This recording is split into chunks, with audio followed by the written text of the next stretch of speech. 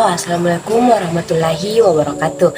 Perkenalkan, nama saya Nanda Aulia Sahraini dengan NIM 210404502054 dari jurusan Psikologi Pendidikan dan Bimbingan Fakultas Ilmu Pendidikan Universitas Negeri Makassar. Nah, pada video kali ini saya akan menjelaskan tahap kegiatan pada bimbingan konseling kelompok. Tahap pelaksanaan bimbingan kelompok merupakan suatu proses layanan yang sangat ditentukan pada tahapan-tahapan yang harus dilalui sehingga akan terarah, runtut, dan tepat pada sasarannya. Menurut Prayitno 1995 bahwa tahap-tahap bimbingan kelompok ada 4 tahap, yaitu yang pertama tahap pembentukan, yang kedua tahap peralihan, yang ketiga tahap kegiatan, dan yang terakhir merupakan tahap pengakhiran. Tahap ketiga dalam bimbingan kelompok yaitu tahap kegiatan. Tahap ini merupakan tahap pelaksanaan kegiatan atau tahap kegiatan pencapaian tujuan. Tahap ini merupakan tahap yang sebenarnya dari bimbingan kelompok. Namun, kelangsungan kegiatan kelompok pada tahap ini amat tergantung dari keberhasilan 2 tahap sebelumnya, yaitu pada tahap pembentukan dan pada tahap peralihan.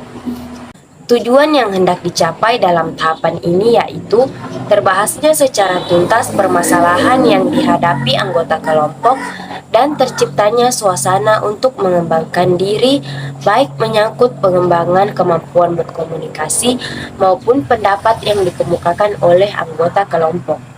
Kegiatan yang tengah berlangsung pada tahap kegiatan ini yaitu semua anggota saling bertukar pendapat atau pengalamannya masing-masing secara bebas.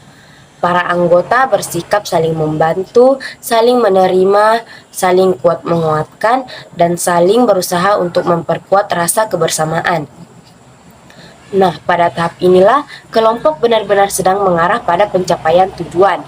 Anggota dapat mengembangkan diri, baik pengembangan kemampuan berkomunikasi maupun kemampuan bersosialisasi. Tahap ini merupakan inti dari kegiatan kelompok, maka aspek-aspek yang menjadi isi dan pengiringnya cukup banyak, dan masing-masing aspek tersebut perlu mendapat perhatian yang seksama dari pemimpin kelompok.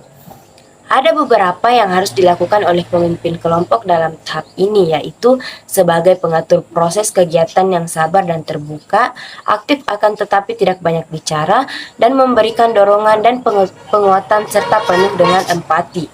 Kegiatan ini dilakukan dengan tujuan agar dapat terungkapnya masalah atau topik yang dirasakan, dipikirkan, dan dialami oleh anggota kelompok. Selain itu, dapat terbahasnya masalah yang dikemukakan secara mendalam dan tuntas serta ikut sertanya seluruh anggota secara aktif dan dinamis dalam pembahasan, baik yang menyangkut unsur tingkah laku, pemikiran, atau perasaan. Tahap kegiatan ini dilakukan setelah permasalahan anggota kelompok diketahui penyebabnya, sehingga konselor dapat melakukan langkah-langkah selanjutnya, yaitu menyusun rencana tindakan. Pada tahap ini, anggota kelompok diharapkan telah dapat membuka dirinya lebih jauh dan menghilangkan defensifnya. Adanya perilaku modeling yang diperoleh dari mempelajari tingkah laku baru serta belajar untuk bertanggung jawab atas tindakan dan tingkah lakunya. Akan tetapi, pada tahap ini juga dapat saja terjadi konfrontasi antara anggota dan transparansi. Dan peran konselor dalam hal ini adalah berupa menjaga keterlibatan dan kebersamaan kelompok anggota secara aktif. Tahap ketiga sebagai kelanjutan dari tahap pertama dan tahap kedua. Tahap ini merupakan kehidupan yang sebenarnya dari kelompok. Namun, dihentikannya kegiatan kelompok pada tahap ini amat tergantung pada hasil dari 2 tahap sebelumnya. Jika tahapan sebelumnya berhasil dengan baik, maka tahap ketiga itu akan berlangsung dengan baik juga. Di sini, prinsip Tuturi Handayani dapat diterapkan. Dalam tahap ketiga ini, saling hubungan antara anggota kelompok tumbuh dengan baik, saling menukar pengalaman dalam bidang suasana perasaan yang terjadi, pengutaraan, penyajian, dan pembukaan diri berlangsung dengan bebas. Dalam suasana seperti ini, kelompok membahas hal-hal yang bersifat nyata dan benar-benar sedang mereka alami. Mereka membahas hal-hal yang bersifat sekarang atau kekinian dan di sini.